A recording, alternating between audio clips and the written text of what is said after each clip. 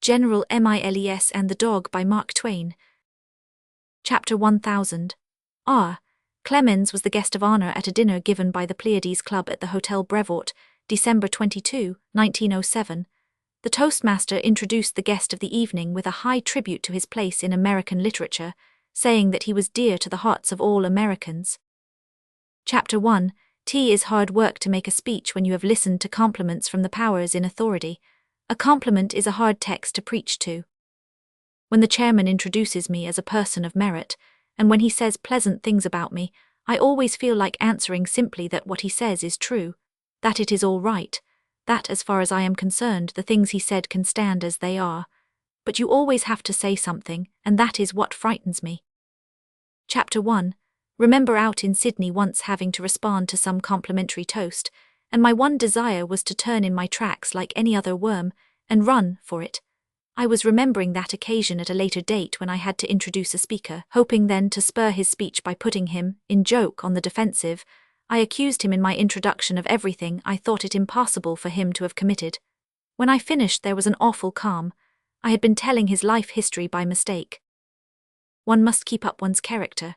Earn a character first if you can, and if you can't then assume one. From the code of morals I have been following and revising for 72 years I remember one detail. All my life I have been honest, comparatively honest. I could never use money I had not made honestly, I could only lend it. Chapter 50. Spring I met General Miles again, and he commented on the fact that we had known each other 30 years.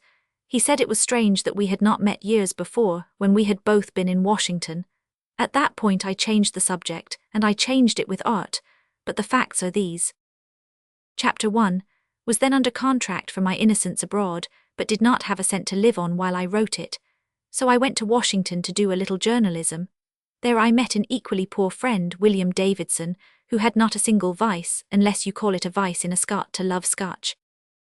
Together we devised the first and original newspaper syndicate, selling 2 letters a week to 12 newspapers, and getting $1 a letter. That $24 a week would have been enough for us, if we had not had to support the jug. But there was a day when we felt that we must have $3 right away, $3 at once. That was how I met the General. It doesn't matter now what we wanted so much money at one time for, but that Scot and I did occasionally want it. The Scot sent me out one day to get it. He had a great belief in Providence, that Scottish friend of mine. He said, "The Lord will provide." Chapter 1. Had given up trying to find the money lying about, and was in a hotel lobby in despair when I saw a beautiful unfriended dog. The dog saw me too, and at once we became acquainted. Then General Miles came in, admired the dog, and asked me to price it.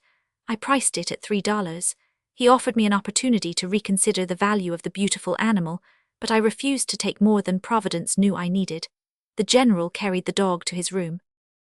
Then came in a sweet little middle-aged man, who at once began looking around the lobby. "Did you lose a dog?" I asked. He said he had. "I think I could find it," I volunteered, "for a small sum." "How much?" he asked, and I told him $3. He urged me to accept more, but I did not wish to outdo Providence. Then I went to the General's room and asked for the dog back. He was very angry, and wanted to know why I had sold him a dog that did not belong to me. "That's a singular question to ask me, sir," I replied. "Didn't you ask me to sell him? You started it." And he let me have him. I gave him back his $3 and returned the dog collect to its owner. That second $3 I carried home to the Scot, and we enjoyed it, but the first $3, the money I got from the General, I would have had to lend. The General seemed not to remember my part in that adventure, and I never had the heart to tell him about it.